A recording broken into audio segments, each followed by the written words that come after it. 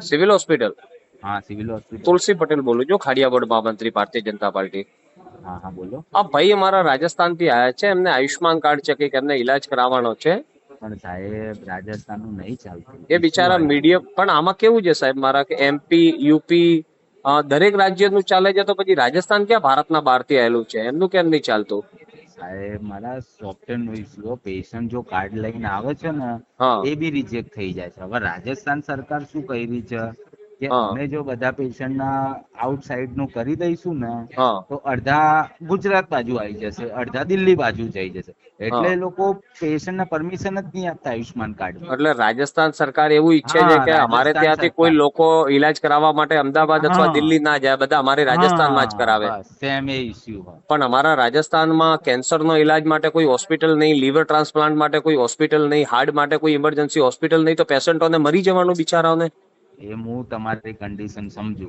હું તમને જે ફેક્ટ વસ્તુ એ કીધી. તમે તમારી જગ્યાએ 100% સાચા છો, તમારો વાંક નહીં અથવા ગુજરાત સરકારનો વાંક નહીં, આ રાજસ્થાન સિસ્ટમનો વાંક છે ને. હા સિસ્ટમ નો વાંક છે. આમાં કેવું છે કે જો હા પેશન્ટ રાજસ્થાનના આયુષ્માન કાર્ડ લઈને આવે છે ને હા. એ બી 100 માંડ 2 પેશન્ટ ના અપ્રૂવ થાય હું છે એ જ પ્રિયોર. કહું છું કે એ લોકો 98 પેશન્ટને પાછા મોકલી દે કે ભાઈ મોકલી દે છે. આયુષ્માન રાજસ્થાનનું નહીં, એમપી હમ નું, એમપી ની કોઈ પ્રોબ્લેમ નહીં, કમ્પ્લીટ ના ચાલે. એમપી નું કમ્પ્લીટ ચાલે, યુપી નું, રાજસ્થાન, બિહાર બધું. આ રાજસ્થાન નું ખાલી ખાલી ઇસ્યુ રાજસ્થાનના ડખા, બાકી ભારતના હા દરેક જગ્યાના પબ્લિક અહીં બધું ફ્રીમાં બધું ઈલાજ કરાવે, કોઈ પ્રોબ્લેમ નહીં.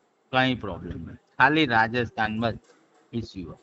ભાઈ આ તો યાર એક ગંભીર વસ્તુ છે ને કે ગંભીર રાજસ્થાનની, વસ્તુ છે. રાજસ્થાન એવું તો શું, મને સમજણ નહીં પડતી. અમે ક્યાંથી આવ્યા છે રાજસ્થાન વાળા? અમે કઈ ઉપરથી ટપક્યા છીએ? અમે ભારતના અભિન્ન અંગ જ છીએ ને રાજસ્થાન.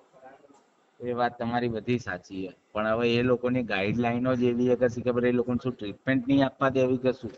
હવે એ લોકો એમ કહે કે પેશન્ટ એડમિટ થયું, હવે તમે 24 અવર્સમાં એનું પ્રિયોગ ના એપ્રુવ, કરો. હા 24 બરાબર. અપલમાં એપ્રુવલ, ભાઈ 10 દાડા એપ્રુવલ આપતા નથી એ લોકો. હવે એક વસ્તુ તમે જો કે આ ગવર્મેન્ટ હોસ્પિટલ છે, પેશન્ટ લાખો આવે, બરાબર. હવે ડોક્ટર કઈ પર્ટિક્યુલર એક પેશન્ટ માટે તો ના એક કરે, 10 ના જગ્યાએ કરે. તેને હવે વર્કઅપમાં છેલ્લા જાય. સાહેબ છે ને, છેલ્લા 15 દિવસમાં 8 લાશ અહીંયાથી ગઈ છે. હવે એવું રાજસ્થાન સરકાર એવું ઈચ્છે કે ભાઈ રોજની 50 લાશ અમારે રાજસ્થાનમાં આવી જોઈએ અમદાવાદ થી. જે જો કોઈની અત્યારે 10 લાખ રૂપિયા ઈલાજ માટે કોની પાસે હોય વેચવામાં સાહેબ? કોઈ ના પર્ટિક્યુલર ના જ હોય. પર્ટિક્યુલર ના હોય. હવે આમાં સરકાર એવું કરી રહી તો સામે વાળો માણસ પૈસાના ભાવે શું કરે? બિચારું મરી જાય. મરી જ જાય. ચલો કઈ હવે વાંધો નહીં, અમે લોકો તો આમાં લાગેલા છીએ. હવે રાજસ્થાન સરકારને રિક્વેસ્ટ કરીએ છીએ કે જો આ તમારી સામે જ છે, આખું ભારત અહીંયા આવીને ફ્રીમાં ઈલાજ કરાવે, માત્ર રાજસ્થાન નહીં. મોસ્ટ ઓફ કેસ રિજેક્ટ જ થાય. ના, રિજેક્ટ તો જ કરે ચલો આમ રાજસ્થાન તો સરકાર, હમણાં રિજેક્ટ જ ભાજપ કરે. સરકાર આવી એટલે ચાલુ કર્યું, બાકી તો પહેલા ક્યાં મને ચાલતું હતું? ખબર છે કોંગ્રેસ રાજમાં તો બંધ જ હતું. અમે લોકોએ બંધ જ પ્રયત્ન હતું. કર્યું એટલે રાજસ્થાન સરકારે ચાલુ કર્યું હતું, પણ હમ પાછું બંધ કરવાની એમને ક્યાં જરૂરત હતી? ડખા કરવાની ક્યાં જરૂરત હતી? એને રિપીટ કરી જ લેવું હતું ને, બિચારા લોકોને સારવાર મળે. કાર્ડ છે તમારી જોડે આયુષ્માન? છે એમની પાસે આયુષ્માન કાર્ડ, બિચારા પાસે આયુષ્માન નહીં है ऐसा बोल रहे हैं. છે. જરા જોવડાવો ને તમે આધાર કાર્ડ એકવાર. दिखाओ तो. હા, તમે એપ્રુવલમાં મુકાવો ને એને, બરાબર. હું બી આવું જ છું જોઈ લો ત્યાં. હા હા. જોઈ લો જોઈ લો.